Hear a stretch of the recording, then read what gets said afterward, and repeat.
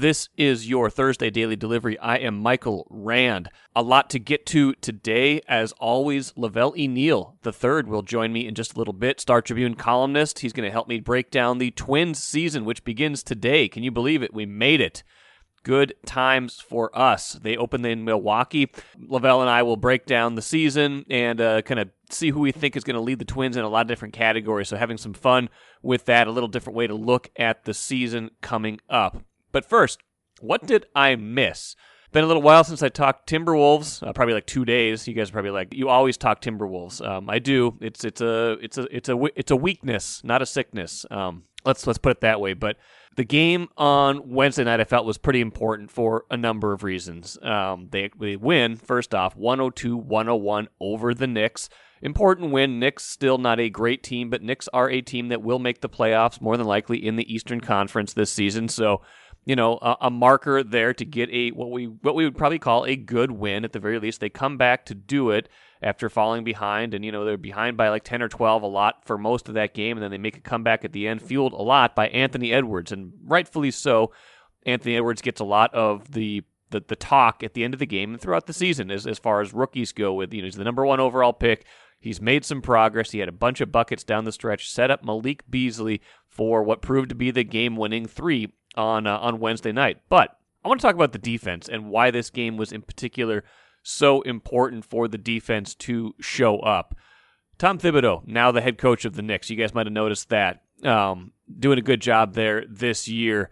Tom Thibodeau has had defensive success everywhere he has gone except Minnesota. I had to go and crunch the numbers because I wanted to remember how good he had been and what the numbers were here. So here's the defensive rating for Tom Thibodeau's teams everywhere he's been as head coach. First year with the Bulls, 2010-11. He was there 5 years. First year, number 1 in the NBA in defensive rating. Second year, number 1. Third year, number 6. Fourth year, number 2. Last season that he was there when he gets fired, number 11. Not great, but still above average, pretty good. Takes a year off, comes to the Timberwolves. You're thinking, okay, defensive genius. He's going to turn this thing around. They're going to play defense no matter what. First year here, 2016-17. Number 27 in defensive rating. Ouch. Year after that, they make the playoffs. They get Jimmy Butler. That must have been better, right?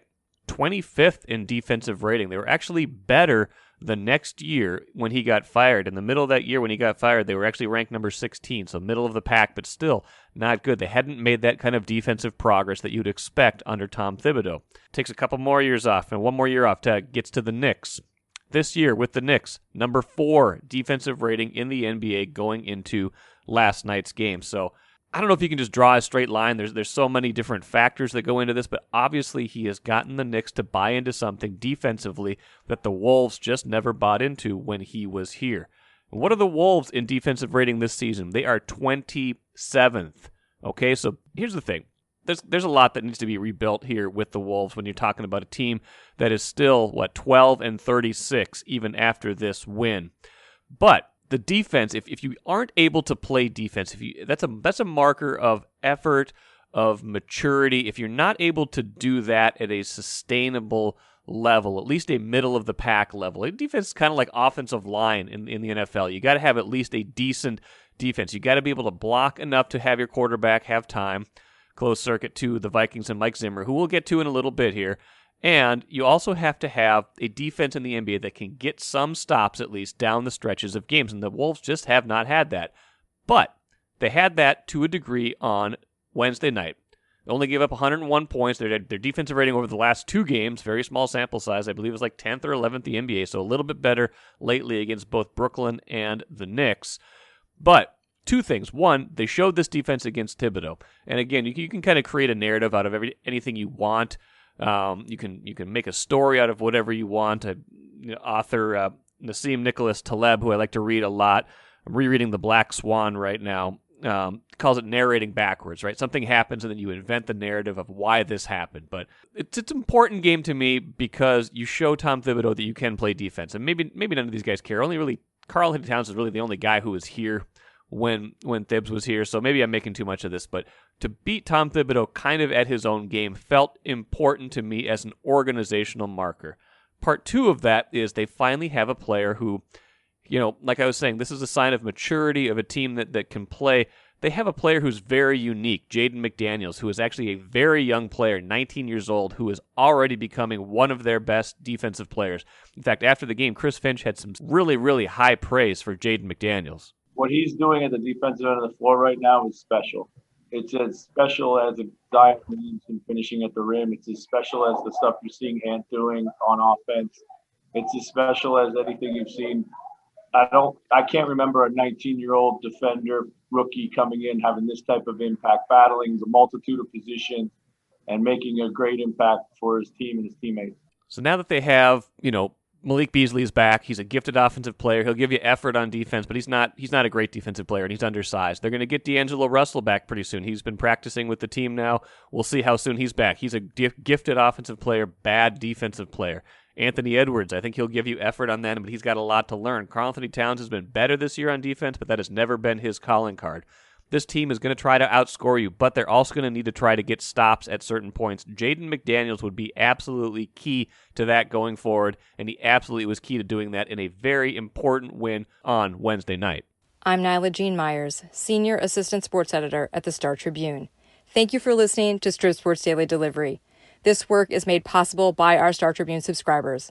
For unlimited access to the articles mentioned in this podcast and our coverage of Minnesota sports from pros to preps, go to startribune.com/subscribe. I'd like to welcome into Daily Delivery Velle E. Neal III, Star Tribune columnist. Want to talk some Twins with Velle? That is obviously a big part of his background and even his job right now. He'll be in Milwaukee for the Twins opener on Thursday. Velle, welcome to Daily Delivery. Welcome back, I should say. Hey, Mike, thanks for having me, man. Absolutely. I want to jump into a couple of things with you. The first question I have for you is, were you surprised by any of the roster cut downs that were, the last ones that were, even some of the previous ones that were, we got to the final roster now for the Twins. Kirilloff is out, Rooker is out. They keep Garlick to start the season. Astudillo makes the team. Anything to you jump out as either something that was a surprise or that you didn't necessarily see coming? It mostly kind of shook out. As soon as Rocco professed his love for Williams Astudillo, once again, I knew he was going to be on the roster, so that was going to affect, how the bench is going to shake out. Dobnik getting a spot in the bullpen, mild surprise. You don't know if you want him to be a starter in AAA and just kind of be ready, for whenever he's needed. But little did we know he was going to sign a multi-year deal during camp as well. That kind of seems like it cemented his spot there. Brent Rooker not coming up kind of surprised me based on how he performed when he got a chance last year before he suffered a broken forearm by the Zach Plesac pitch. And he seemed like he was going pretty good for most of spring training until the end. I was just checking this morning. I didn't realize his OPS had dipped under 700 by the end of camp. So that surprised me. And I thought just the way the Twins roster was shaken out, they've got a lot of right-handed hitters, and they probably needed some lefties to balance it out. But Rooker is one of those guys who actually hits right-handers pretty well. At least that's what it's done. He's done in the minors. So I think I had a good chance of coming north with the team. So that move kind of surprised me. And then Kyle Garlick, I didn't even know there was a Kyle Garlick until camp opened, He's just coming into our lives right now. But the guy's had a heck of a spring. I think he's socked 5 homers and has driven in runs and has played left and right field. So he's going to get a shot. In a lot of those cases, a guy like Garlick, who's like 29 years old, you're not going to fret if he sits on the bench, and plays a hardcore reserve role instead of someone like, even like a Rooker, or even if Kirilloff was on the team, you want those guys to get bats and play and develop. You won't worry about that as much with Garlick. So the Rooker one definitely was the surprise at camp. As you well know, the team you bring north isn't necessarily, or isn't ever the one you necessarily wind up with as the season goes along. Absolutely. As you think about Kirilloff in particular, and talking with Phil Miller last week, it seems like they want him to see some minor league action. He hasn't played a single game at AAA in his career. Part of that because of the way last year was structured. He's only played at AA. do you then think, I mean, Phil seems to think that means he could be down there for a while, since the AAA season doesn't start for another month after this. When do you think we'll see Kirilloff, and do you think that by the end of the year, that's your left fielder, and if they make the postseason again, that's the guy that they're going to end up riding once they get there? I still think Kirilloff could appear sometime during the first month of the season. Yeah, I just remember last year, all you heard coming out of the alternate training site over in St. Paul was that Kirilloff was just crushing the ball, a bunch of doubles, home runs, just raking. And I know he was facing, other Twins camp players and wasn't necessarily playing official games, but it seemed like he had a bat that could play anywhere, anytime. So I was a little surprised that he only hit 129 in camp this year and gave the Twins a good reason to leave him in the minors at the start of the season. I think the kid can hit. I think he's got great hand-eye coordination. I think he's going to hit a lot of doubles, and eventually those doubles are going to turn to homers, and he's going to be a fine hitter. So I could see him maybe after a week or two taking off at AAA and forcing the Twins to make a hard decision, by early May, to give this guy a shot here. So I think he's the future. It also, hopefully, if it works out, it gives him once again, I'm worried about how Rocco may have to bunch his right-handed hitters in the lineup, and Kirilloff's presence will kind of help balance that out. And if he's showing any ability to hit for a long period of time in the minors, I get him up here as fast as possible. Well, that's the thing. I mean, this isn't really a team that hit particularly well last year, and it's not a team that was hitting very well in the spring. That seems to be Patrick Reusse's number one concern is where their offense is right now. As you think about the season ahead, what are you confident about, and what are you a little bit like, I don't know if that's really going to work the way they hope it works? Oh, this is the annual, I'm alarmed about something. Was that your Royce? That's a good Royce. Do it again. Do it again. Every spring training, I'm alarmed about this pitching staff. Every spring he comes back home complaining about some aspect of the squad.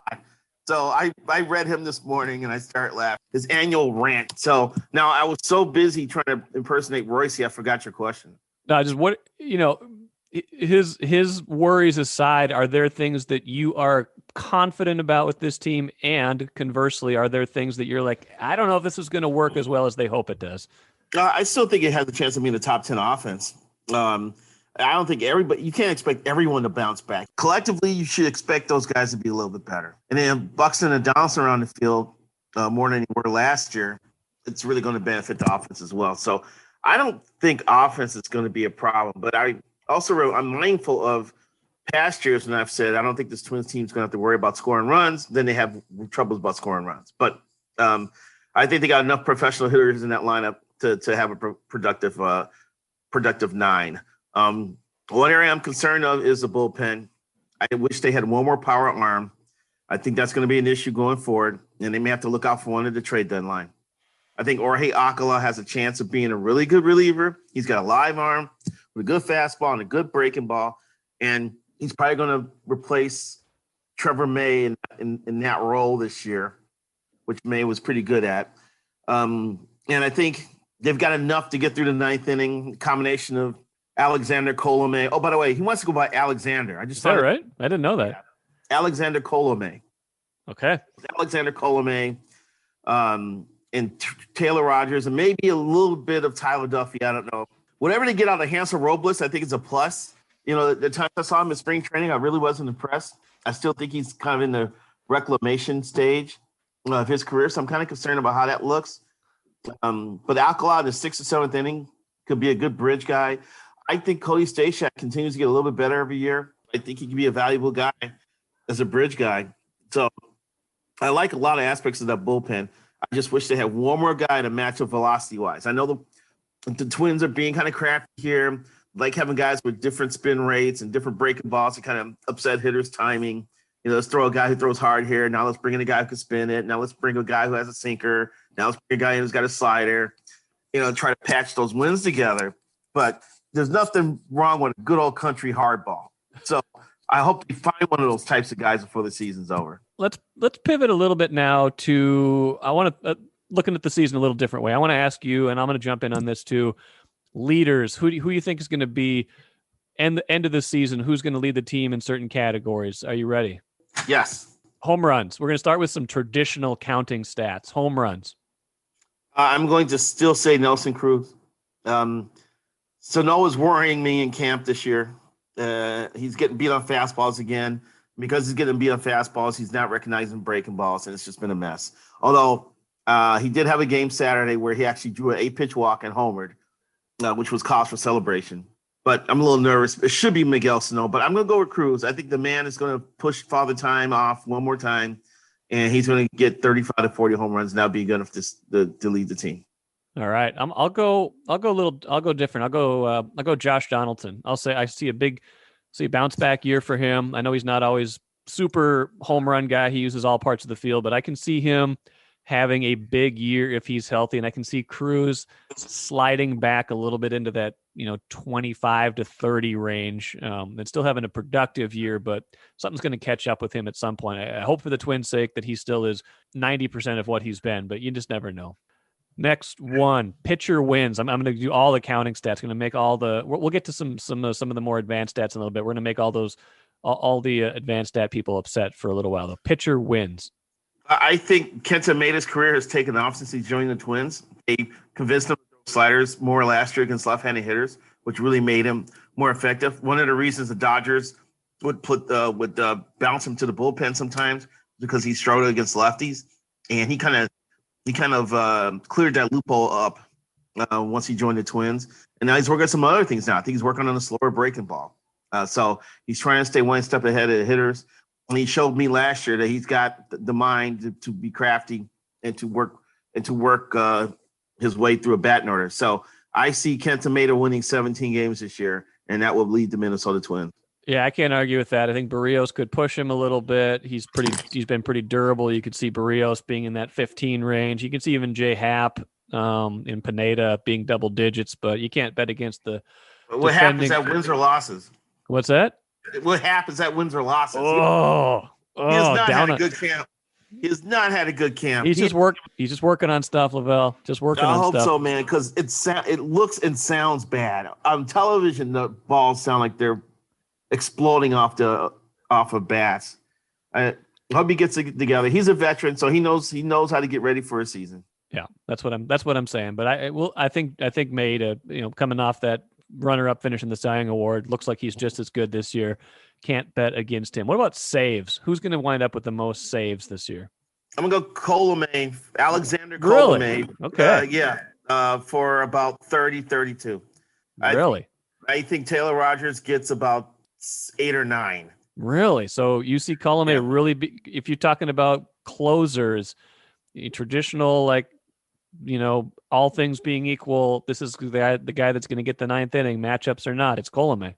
I think Rogers is going to bounce between getting a couple save opportunities here and there a month and match it up against lefties. I think that's going to limit his availability for 8th and 9th inning. The only thing that could thwart my reasoning is that Rocco will bring in his best reliever in the 8th inning if the middle of the order is up in the close game. He will bring his best reliever in the most dangerous part of the game. If he thinks he needs to stop something in the 8th with Colomé, he may bring him in then, and then you'll have Rogers for the 9th. But I think Colomé is going to have about at least 25 saves this year as a closer. Interesting. I'm going to go Rogers just because I know him and I know what he can do. So we'll see who's right on that one at the end of the year. Write this down. Write this down. Yeah. Stolen bases. Nobody steals bases anymore, but who's going to lead the team in stolen bases? Jorge Polanco. Wow, not Buxton. I love it. No, I'm not picking Buxton. And it goes back to our conversation in August when I said, Byron, one day we're going to go back to playing 162 games. What do you think you'll do first in the season? Hit 30 homers or steal 30 bases? He said, steal 30 bases. I said, Byron, do you know that we're in the middle of August and you have one stolen base all year? He said, I know. The man doesn't get the first base. He either doubles or homers. He's rarely at first, and he doesn't walk. Now, if all of a sudden his walk rate increases and he's on first base more, then I'll say he's a lock for 20 to 25 stolen bases. But right now, I think Polanco could steal 10 bases and lead the team. The Twins just aren't about speed this year, and their fastest guy doesn't know how to get to first base. Fascinating. I'm going to take Buxton just by default because he's so fast. I just like to be contrarian too, as much as possible. But I love the Polanco pick. We got a lot of contrarians in the sports department at the start. We do. Last counting stat: runs scored. I'm convinced. Okay, I'm gonna go a different route here, just because this man is going to be batting at. He's a lock to bat at the top of the order. Nah, that's a tough one. It's either going to be Polanco or Donaldson. Yeah, makes sense. On base guys who are going to bat at the top. I'm gonna go Polanco. I think I'm gonna go Polanco, but that's not an easy choice there because Polanco will lead off or bat second sometimes. Donaldson likes to bat second. They're gonna be around the action and in a position to get driven in all year long. So I'm gonna lean Polanco right now. Okay, I'll take Donaldson just because I think he's gonna get on base a lot and he'll hit a few more home runs than Polanco and you just get a run scored automatically when you drive yourself in. So that's true. But I like Polanco because I think he takes really good at bats. Being switch hitter, he's very handy, and I think he's going to be healthy after 2 seasons of having ankle problems, and we'll see more. I think we'll see more of a balanced attack from him from each side of the plate because now he doesn't have to worry about injuring his ankle again. Few other categories: OPS, on base plus slugging. Nelson Cruz. I think he was over 1,000 last year. That seems good. And I think he's going to do it again. I mean, Donaldson would be a candidate, but Donaldson doesn't. It's probably one of those. It's probably one of those two guys. Yeah, but I'm going to go with Cruz just because he's done it for the Twins each of the last 2 years. I'm going to go with Cruz too, even though I picked Donaldson for the home run lead. I still think Cruz will hit for a slightly better average, and that does help you with OPS too. Yeah. I was thinking the exact thing. Okay, a couple more. Donaldson will not bat over 500. I mean, he won't bat over 260 this year. If he bats over 500, Lavelle, we're gonna have a whole lot of conversations this year about Josh Donaldson and his season. Yeah, I corrected myself. I'm just kidding. A couple more. FIP, fielder independent pitching, a little different than ERA. Who's your FIP leader on, especially starting staff? I'm going Kenta Maeda. When he's going good, guys aren't getting on base.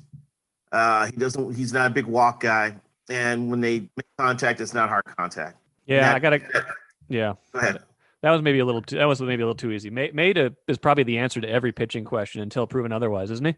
Yeah, I think you're right. Although I expect Barrios to take a step forward this year. I can see Barrios getting to 14, 15 wins.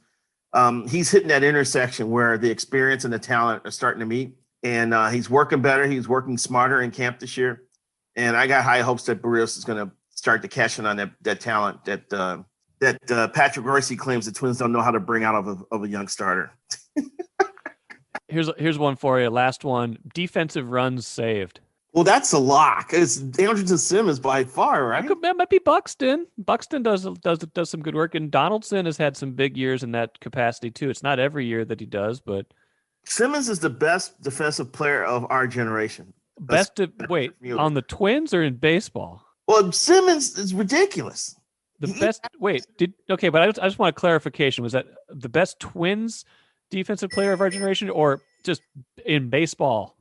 Baseball. Wow, I didn't know he was that good. Simmons is brilliant. Okay. He has taken the Jeter jump throw from the hole in short to another level. You're going to see range. You're going to see arm strength from so many different angles. It's going to be entertaining just to watch him play defense and how he affects the rest of the infield. Okay, I'll take Buxton in this one just because I think both those guys are elite plus defensive players, and they both obviously carry injury risk too. Simmons has had some problems in the last couple of years. We all know Buxton's history. That one could come down to less of who's great, because they're both great. It could come down to who plays more, and that I hope they both get to play 140 games. We'll see, but I think I think the Twins are going to get approval from the league to give Buxton a rubber uniform. So is that true? Yeah. Oh, well, that'd be fun. That'd be fun if they did. Okay, those are my 8 categories. Let's get some last thoughts from you. You're going to be in Milwaukee on Thursday. You've covered a bunch of these openers. You kind of see how the early part of the season goes. What are some things we should be looking for early on this season with this team? We were talking about offense, and there's some concern about how guys are looking in camp right now. I want to see if they come out swinging the bats. I remember a year ago we were in Chicago for opening day, and Kepler hit the first pitch of the season out of the park. And the Twins went on to have a good series that week. So, are they one of those teams where when the lights come on, that everybody kind of steps their game up and starts to perform like it's a regular season? I've been looking for that. I've got high hopes for Pineda too. This will be the first time in 3 years that he has a possibility of being in the lineup for the entire year. A full season of Pineda is interesting to me. He's a guy who could end up getting 12, 13 wins. Because I tell you what, regardless if things are going good or bad for him, it seems like you look up in the sixth inning, he's still on the mound, and that says something to his ability to be a factor. So I'm looking forward to Pineda's first start of the season. He was a sneaky pick for me to be a leader in pitcher wins, by the way, just because he does stay in almost every game and seems like he gives you a quality start more often than not. But good call. Yeah. Good call on Pineda. I'm looking forward to the year. I mean, it's just going to be fun to, I'll be interested to see fans in the stands again, 10,000 at Target Field to start the year, and we'll see where we go from there. Lavelle, good stuff. I appreciate it. Look for your columns from Milwaukee and from various other places as the season goes along. Hope you're enjoying being a columnist so far. Has that been how you feeling so far? I still feel like I'm in a transition phase because I'm used to just being focused on the team and writing like 2 stories a day, and now I'm writing like 3 times a week, and I'm trying to keep up with I'm like invading Zoom conferences with other sports teams. Like Marty Gellner saw me on the Wolves Zoom last week. She's like, "What are you doing here?" So it's my job, Marty Gellner. What are you doing here? Yeah. I assume you're doing your job as well. And I'm, me, I like soccer. I've been trying to write soccer columns, but every time I come up with an idea, Jerry Zagoda is already writing it, So trying not to step on the beat writer's toes also is something I'm sensitive to because it's happened to me at other places. So I want to the people. Welcome to my world. Well, good stuff. I appreciate it. Thanks for jumping in and doing this show, and we'll be sure to have you on a whole bunch more as the season goes along and the time goes along as well. My pleasure, Michael. Whose picks did you like better, me or Lavelle? Do you want to give me a shout out on Ramball at Ramball on Twitter? Let me know. Do you like my thoughts on who's going to be leaders in categories better? Do you like Lavelle's better? Do you have an entirely different idea for one of those categories of who is going to lead the Twins? Would love to hear from you on Twitter at Randball. AC out there in the flat. There's a ball thrown in low. That isn't Snelker's fault. Using that classic Jerry Burns clip to set up another Vikings head coach, Mike Zimmer. He's fired up right now, and he talked to the media on Wednesday. I'm going to play a little clip here in just a second, but Dalvin Tomlinson added, Patrick Peterson, getting all these guys back from injury, Mackenzie Alexander back, Xavier Woods added to the secondary, a lot of pieces. And when you hear him talk about the defense and what they were missing last season, I'm not ready to give him a free pass on what happened. When you were a defensive coach and you were missing almost half of your defense at a certain point, and a lot of those are your best players, that ain't Mike Zimmer's fault. I know he's the head coach. I know he is responsible for more than just the defense, but I almost think 2020 the Vikings did about as well as they could under the circumstances, and that I'm not giving him a free pass, but I'm going to say that season wasn't primarily Mike Zimmer's fault. He'll have a chance to prove it in 2021. Here is how excited he is about the players they have added. We've added, Hunter, Pierce, Barr, who missed the whole year, Tomlinson, Peterson. I mean, it's going to look completely different when we get out there, and I'm excited about the whole crew. Let's end things with the cooler really quick. We talked about this on Wednesday's show with Sarah McClellan. Wild been outshot 7 games in a row going into Wednesday night's game against San Jose. Yeah, they get outshot again, and they lose again to a not very good team. Still worried about this team a little bit. They're not finding their game that they want. They didn't play the way they wanted to last night. It was a little bit better, but still not great. Now they got to play Vegas a bunch. They got to play Colorado. Then they got to play St. Louis after that. They got to turn this thing around pretty quickly and get this momentum back going towards the playoffs. There's still plenty of time, but I don't like the way they're playing right now. I don't think Dean Evison likes the way they're playing right now, and they need to figure this thing out, or it's going to go off the rails in a hurry. That'll do it for today. Thanks for listening to Daily Delivery. Go write a review, leave a rating on your podcast player. Would love that very much. Subscribe to Star Tribune, StarTribune.com. Friday's show will be a lot of fun. Chip Scoggins on to talk college basketball, including Paige Beckers and the amazing run she is on this season. We'll catch you again on Friday. Thanks again for listening. I am Michael Rand.